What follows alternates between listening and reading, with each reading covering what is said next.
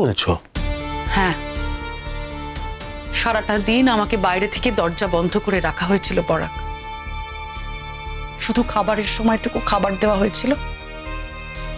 আর তোমাকে যে যে কথাগুলো বলা হয়েছিল সম্পূর্ণ সেগুলো মিথ্যে। ওগুলো বানানো কথা, ওগুলো ওগুলো শুভ্রর নিজের কথা, ওর মন গড়া কথা। আমার না সত্যি তখন কেমন একটা সন্দেহ হয়েছিল।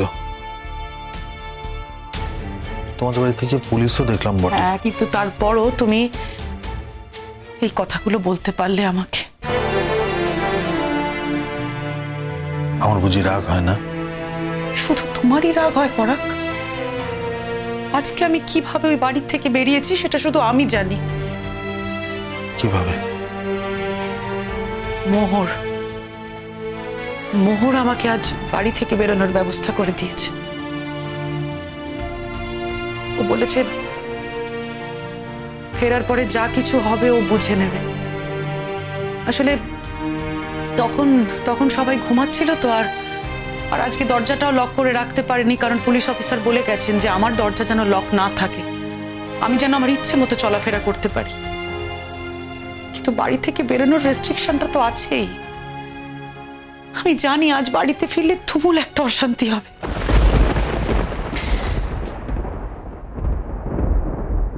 কিন্তু এভাবে আর কতদিন সুমনা?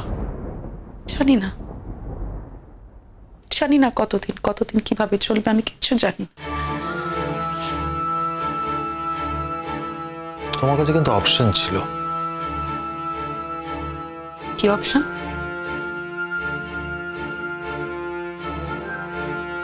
আমার বাড়ির লোকটা তোমায় খুব ভালোবাসেন সুমনা।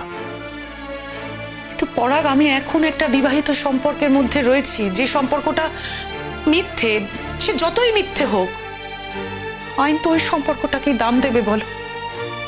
ওখান থেকে বেরিয়ে আমি কি করে তোমার কাছে চলে আসবো, তোমার বাড়িতে এসে থাকবো? ও তো আমাকে ডিভোর্স দেবে না, মাঝখান থেকে তোমাকেও বিপদে ফেলবে।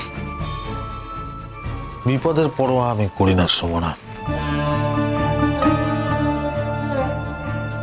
দেখো, আমার বাড়িতে আমি একা থাকি না,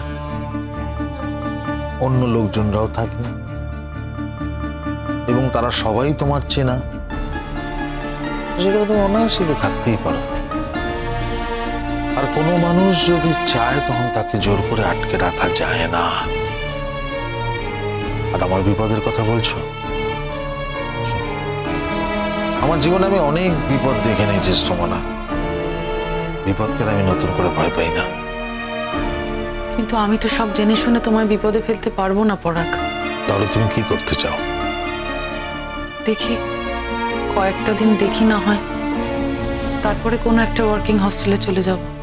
আচ্ছা, তোমার কি মনে হয় তুমি আমাদের বাড়িতে থাকলে ওরা আপত্তি করবে? আর তুমি যদি ওয়ার্কিং হোস্টেলে থাকো, করবে না? ওই যে তুমি বললে কেউ কাউকে জোর করে কোথাও আটকে রাখতে পারে না। আপত্তি করতে পারে, কিন্তু আপত্তি করলেও আমাকে কোনো ওয়ার্কিং হোস্টেল থেকে জোর করে ওরা তুলে আনতে পারে না। কিন্তু তুমি কি ভাবছো সেটা আমার জানা খুব জরুরি। কি ভাববো? দেখো, তোমার হাজবেন্ড তো ফিরে এসছেন, উনি তোমাকে বিদেশে নিয়ে যেতে চাইছেন। হতে পারে উনি নিজের ভুল বুঝে সেটা সংশোধন করে নিলেন। তারপর তুমি তুমি কি ভাবছো?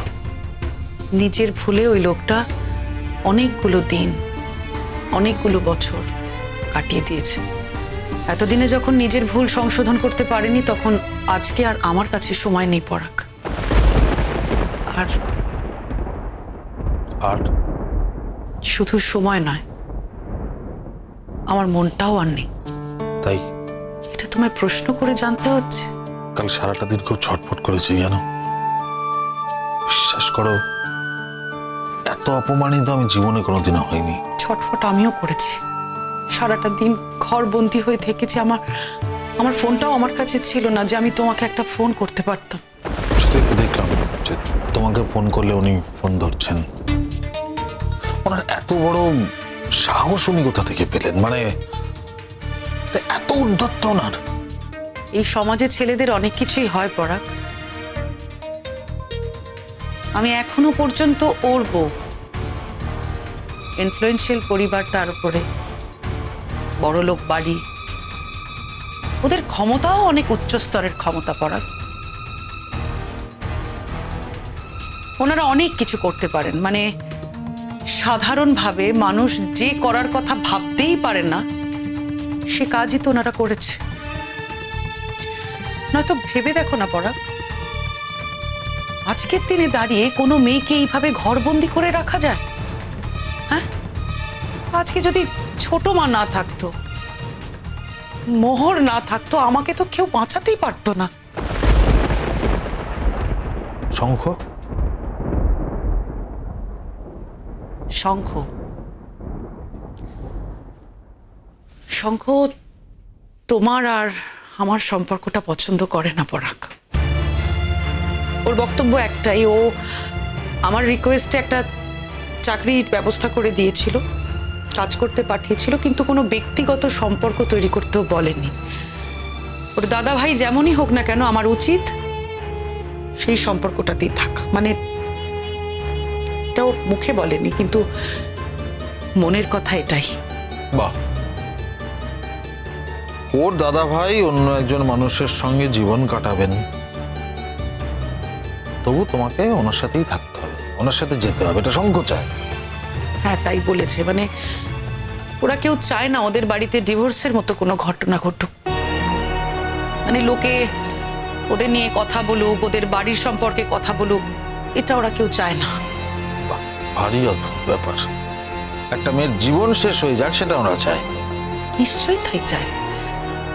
আমার মতো একজন সামান্য মানুষের জীবনে কি হচ্ছে না হচ্ছে সেই নিয়ে ওদের কোনো মাথা ব্যথা নেই। ওনারা জানেন ঠিক হয়ে যাবে সবকিছু।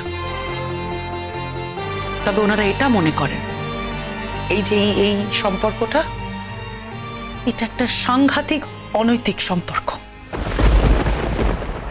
উর্মির সঙ্গে তোমার সম্পর্কের কথা আমি জেনে ফেলেছি।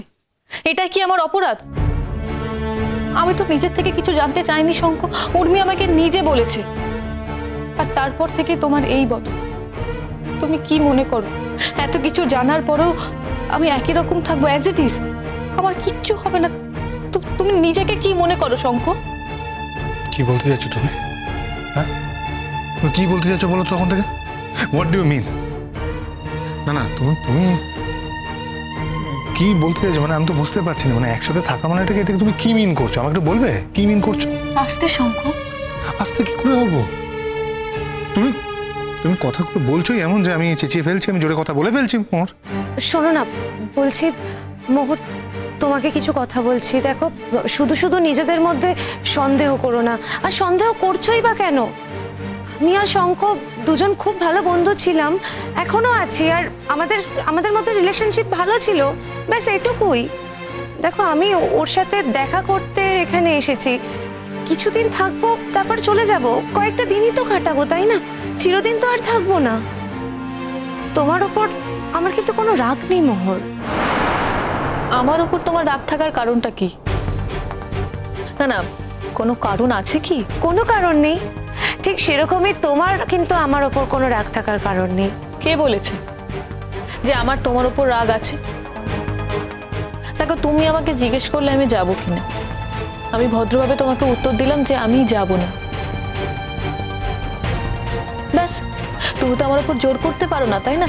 আর আমি আরো একটা কথা বললাম, আমি যদি যাই তাহলে তাহলে তোমাদের খুব একটা ভালো নাও লাগতে পারে।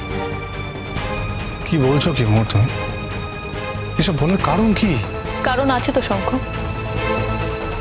তোমার বন্ধু যখনই তোমার সঙ্গে দেখা করে, তোমার সঙ্গে যখনই তার দেখা হয়, তোমার বন্ধু তোমার সামনে এটা প্রমাণ করার চেষ্টা করে যে তোমার সঙ্গে ওর যেরকম সম্পর্ক ছিল আজও সেই সম্পর্কটা আছে।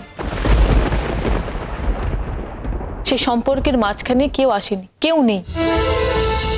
কিন্তু এটা তো সত্যি কথা নয়, তাই না? আমি আছি, আমি মাঝখানে এসেছি, সুতরাং মাঝখানে যে আছে তার রিয়াকশন হবে। সেটা যদি তোমার বন্ধু বুঝতে না পারে, তাহলে প্লিজ তুমি তোমার বন্ধুকে বুঝিয়ে দিও। আর একটা কথা, তুমি তো একজন মেয়ে হয়ে আরেকজন মেয়ের অসম্মানটা ঠিক কোন জায়গায়, আশা করি সেটা তুমি বুঝতে পারবে।